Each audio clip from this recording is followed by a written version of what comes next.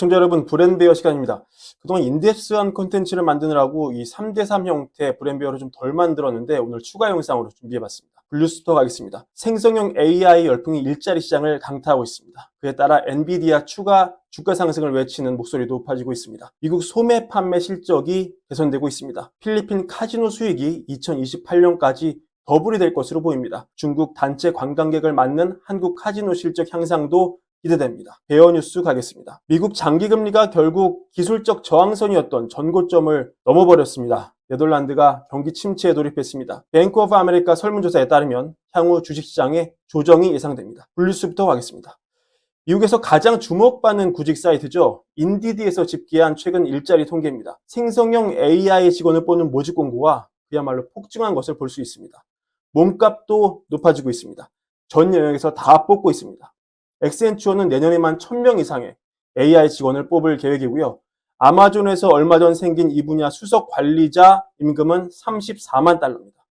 월마트는 연간 16만에서 25만 달러의 기본급여, 인센티브를 제외한 기본급여를 포함하는 대화형 AI 직책을 고용 중입니다. 골드만삭스는 기본 15만에서 25만, 보너스 별도인 AI 엔지니어를 찾고 있습니다. 구인 데이터는 가장 정직한 데이터 중에 하나인데요. 이 분야 이렇게 경쟁적으로 인원을 뽑는다는 것은 이 인원이 회사에 들어가서 관련 업무를 새로 한다는 거고 그만큼 컴퓨팅 파워가 들어간다는 걸 의미합니다. 얼마 전 모건 스탠리가 엔비디아 목표 주가를 또 높였죠. 모건 스탠리는 반도체 중에 최고는 엔비디아다. AI용 반도체 수요가 폭증하기 때문에 앞으로도 상승 여력이 있다고 평가했습니다. 미국 소매 업체 실적이 개선되고 있습니다. 7월 미국 소매 판매는 전월 대비 0.7% 증가해 시장 예측을 웃돌았는데요.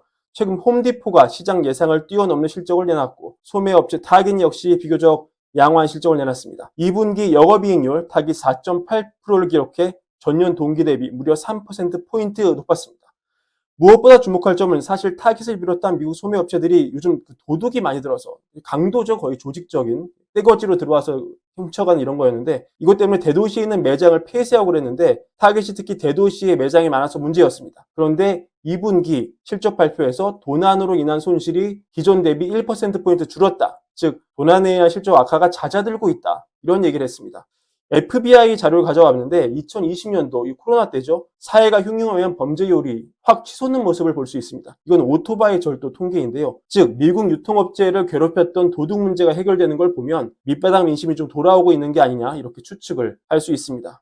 필리핀 뉴스 가져와 봤습니다. 알레한드로 텐코 파콜 회장. 이 파콜은 필리핀 정부가 100% 지분을 보유한 카지노 국영기업입니다. 이 필리핀 카지노 하니까 우리도 차무식 형님 생각 나서 하나 가져와 봤는데 이 파콜이 올해 사상 최고 실적이 날 것이고 2028년까지 수익이 2배가 될 것이다. 이렇게 인터뷰를 합니다. 이 작은 버전의 라스베가스는 필리핀 라스베가스는 관광객한테 굉장히 인기였는데 한국, 일본, 그리고 어딥니까? 중국. 이 중국 관광객으로부터 인기를 끌고 있다. 중국의 하이롤러, 즉 이 큰손들이 와서 도박을 하는 거죠. 그리고 중국은 최근에 한국 단체 관광의 문을 열었습니다. 즉 필리핀에 가려던 사람들, 필리핀 카지노도 이렇게 실적이 좋아지는데 이 실적을 좋아지게 하는 관광객의 일부가 분명히 한국으로 올 거기 때문에 관련 기업의 실적 향상이 예측되고 있습니다. 베어 뉴스 가겠습니다. 불안하더니 결국 미국 장기채 금리가 물가가 8% 넘게 오르던 과거 전고점을 넘어버렸습니다. 10년물 금리는 물론 30년물 금리도 쉬지 않고 오르면서 전고점을 돌파했는데요.